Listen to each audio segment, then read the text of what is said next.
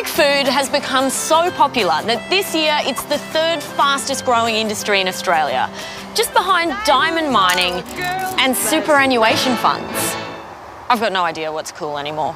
The industry says over 1 million Australians buy organic food products regularly and 2/3 of us occasionally. Part-time pretenders. And we pay a hefty premium for it. One study found a typical basket of organic products was 79% more expensive, with some products costing over 3 times as much. But what does that word organic actually mean? Australia only has a compulsory organic standard for stuff we export. Okay, great! See ya!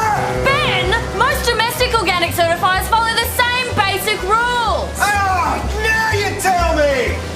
Under these rules, there are requirements you'd expect, such as no artificial fertilisers or synthetic chemicals. But there are plenty of other requirements too, such as the use of renewable resources like manure and compost, conservation practices and environmental maintenance like not overgrazing, and livestock welfare, electric prodders and synthetic chemical tranquilisers are banned. Presumably, all natural tranquilisers are fine. You're getting sleepy. So why do we buy organic, and do those reasons stack up? It's chemical-free, you know. That's the #1 reason people give for buying organic. And a 2012 Stanford University analysis of 240 studies found that's true. It said the risk of contamination from pesticide residue was lower among organic produce. That settles it then. But For what? But that risk is negligible, organic or not, and you've got to understand how little pesticide you're likely to find on Australian food. Here's how they work out the maximum amount of pesticide residue allowed on Australian food. First, they work out the dose, which has no detectable effect on a test animal. Then they set a pesticide residue limit, usually based on around 1% of that, and that's the maximum level. When Choice tested grapes for pesticide residue, they found the actual levels didn't come near the maximum residue limit. Well, where was Choice a month ago when all that fruit turned up in WA with too much pesticide on it?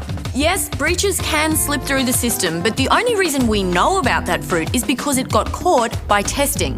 There's a raft of government agencies and retailers testing for this kind of thing. And when Food Standards Australia conducts surveys about our total diet, they consistently find no public health or safety issues with current exposures to residues. We tell that to the people who ate that fruit in WA. I just think you can't be too careful when dealing with cancer.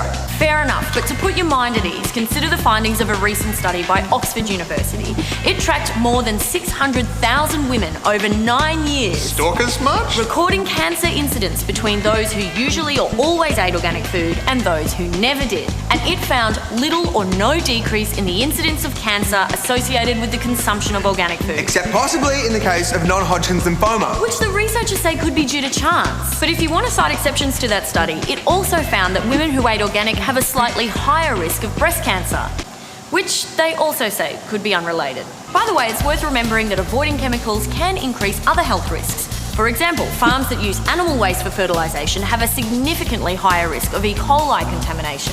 Yeah, but I feel like that's more of an all-natural, wholesome risk. Tell that to the 53 people who died after a 2011 outbreak in Germany, which was traced back to organic bean sprouts. Oh. Well, I can't do that, but I do take your point. Okay, well, what about... With organic food, there's no hormones or antibiotics. That's true too, but it's also true that in Australia, hormones aren't used in any animals except beef cattle, and only in about 40% of them, and the evidence suggests those are safe for consumers anyway. Yeah, but it makes me feel icky. Look, the point is, in a country like Australia, the risk of there being anything wrong with your food is extremely low. But organic food has more goodness in it. Afraid not. The Stanford review found there's no strong evidence organic food is any more nutritious. Organic was higher in phosphorus, but phosphorus deficiency requires near total starvation. They should go organic in North Korea then. Look, if you don't like Stanford... And I don't. An earlier study did find organic plant food tends to have higher levels of vitamin C. But it is very expensive, and if vitamin C is all you're after, you might as well buy regular food and take this Swiss vitamin C supplement. What? No, I'm just messing with you now. Next. Yeah, well, at least it just tastes better. Maybe it does, but remember, your perception of taste is affected by what you think you're eating. What?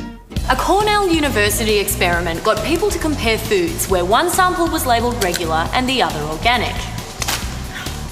even though in reality the foods in each pair were identical. But the organic labelled foods rated higher on all of these measures. So what you're saying is I should just put an organic sticker on everything before I eat it? That could help. Huh. Yeah. I mean, that was just one study, and it wasn't even Stanford. True, but a 2009 European Union review of 30 taste studies also concluded there were no consistent or significant taste differences. Yeah, but what... Look, it did note that some individual studies have shown preferences for certain types of organic food, such as tomatoes, strawberries and orange juice, but another one-off study found regular carrots tasted better than organic ones. Not carrots! The EU review concluded food which is locally sourced, well-stored and naturally ripened tends to taste better whether it's organic or not. Okay, look, bottom line, organic farming is just better for the environment. Isn't it? Yes and no. It does use fewer chemicals, but organic farming has consistently lower yields, so it takes up a lot more land. Still worth a try. Except that there is literally not enough land in the world to do that. I mean, which rainforest do you want to cut down? Organic moon farm. And as for... Look, it's great for soil fertility, for microbial diversity, for stopping nutrient leaching. Sorry, it's the same too. Thank you, graphics bar! Hang on.